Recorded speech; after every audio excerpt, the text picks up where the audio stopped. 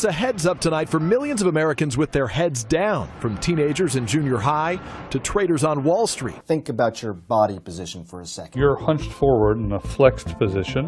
It puts extra pressure on the discs in the neck. And when you're hunched over at a 60-degree angle looking at a mobile device, pressure on discs, pressure on nerves, and a lot of that pain.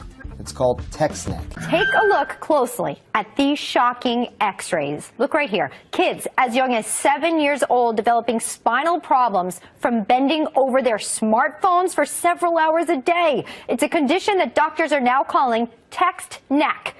The human head weighs about 10 pounds to 12 pounds. Bending it apparently can raise that to the equivalent of 60 pounds on the weight of your neck. For a 7-year-old, that's like carrying around another 7-year-old on his neck. So text necks can cause muscle strain, pinched nerves, herniated discs, headache, anxiety, depression, and even heart rate and blood pressure are affected. So what can we do to prevent this condition in our kids and ourselves? Here with some important tips, Dr. Kelly Starrett, a physical therapy and co-founder of Mobility WOD, author of The Supple Leopard, joins us now at Fox & Friends. Okay, Dr. Kelly Starrett, what are we going to do about text neck? The x-ray, the proof is in it. Well, good morning. Well, I'll tell you what, this isn't new news. Your mom has been saying sit up since you were a little kid. The idea, though, is that we don't have a basic set of software to run this mechanical hardware.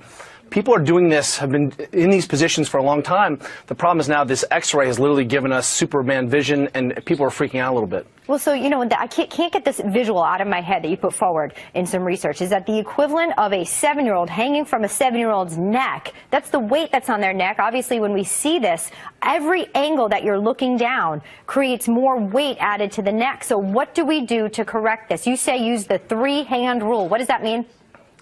That's right. If you took your belt buckle and the bottom of your rib cage and one more at your hand, and if you were standing up, your head is in a pretty good position here, and that sets a relationship between these 3 big body parts and your spinal position. If you sit down and try to maintain that integrity, then all of a sudden you're in a good position. Then when you hold your phone, if you think imagining not trying to violate those relationships, a lot of this problem goes away. Look, technology is not going away for our children.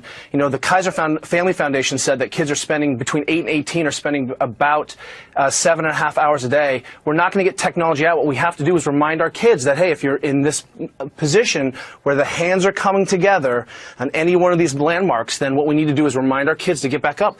All you have to do is put the phone here, put a pillow in your lap, and you can start to solve some of these problems. It feels a little bit dorky at first, but when you're not hunched over and bent like a broken rainbow, you'll thank yourself. So I'm thinking apply that retro message to the kids about posture with the phone. What do you do if the kid doesn't do it? Take the phone away? Well, I have 2 daughters, and we're not tech agnostic at our house. What we've done is we've said, hey, look, we've taught you guys how to sleep and how to brush your teeth and how to dress yourselves. This is how you inoculate your body against the ill effects of working with the modern world. And when our kids find themselves in a bad position, we just kindly remind them, hey, that's not what our family does. And the second violation, tech goes away for the day.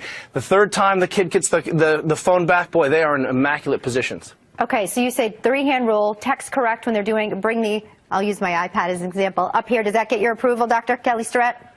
That's exactly right. If you imagine just rolling your shoulders back and bring it to your face, you're set.